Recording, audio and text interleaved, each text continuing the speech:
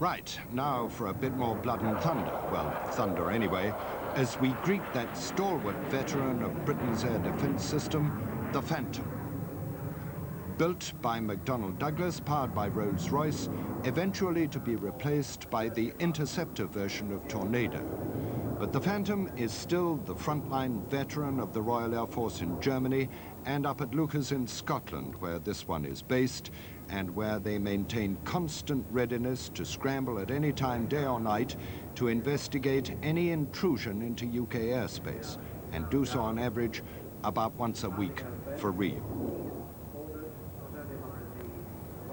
Well, it may be getting long in the tooth, but to mix metaphors, despite its age, the Phantom is still a pretty hard-hitting, versatile, and heavy old hammer.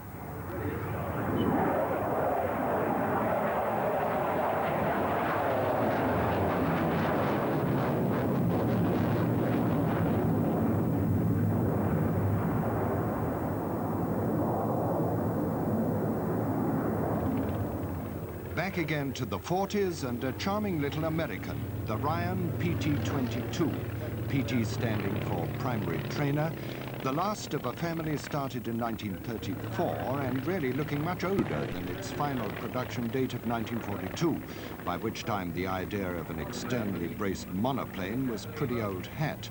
Listen to the very distinctive engine note from the 160 horsepower Kinner 5-cylinder radio.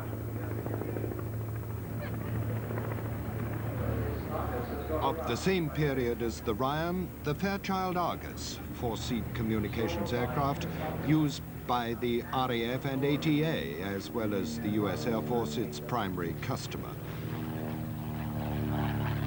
A very respectable range of 650 miles at around 120 miles an hour from the 165 horsepower Warner 7-cylinder radial engine, which was its original equipment.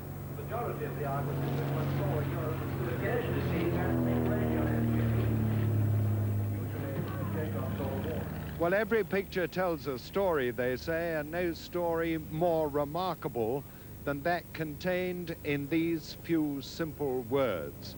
Peter Channon and the Compass Swift trying to repeat history 50 years later and running out of luck, Peter. Yes, well, I thought it was worth having a try, though. I think it was the 50th anniversary of this flight, and it only crops up once. So despite the problems, we thought we had to at least have a good go to try and make it. And what a brave attempt it was, if I may say so. The first thing was to restore the aeroplane. Yeah, we had to make a lot of modifications, and we didn't have any money, so we set to with a lot of local help where I live, and to put extra fuel and oil tanks in, overhaul the engine, and the 101 things you've got to do to prepare an aircraft for an extended flight. And the fact that, of course, it's 50 years old makes them even more problematical. Well, you're a bit pushed for instrumentation here, I see. Rudimentary instruments, to say the least. Yes, no electronic navigational equipment, just the basic compass.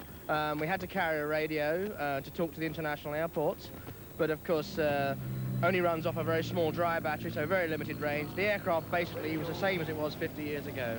And what was the longest single leg you made?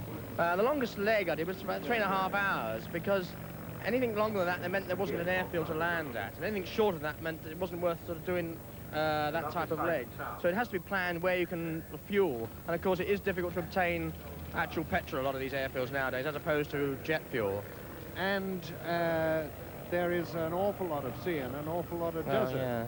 Yeah. Well, we had to go across the desert because we weren't allowed through the old route, through Iraq and Iran, because they are having a slight confrontation at the moment. And it also meant up to the stage I had to pack it in 9 hours over the sea, which, on an engine you've overhauled yourself and is 52 years old, does get the old brain thinking a bit. Peter Channon and his beloved Compass Swift. What a brave pair.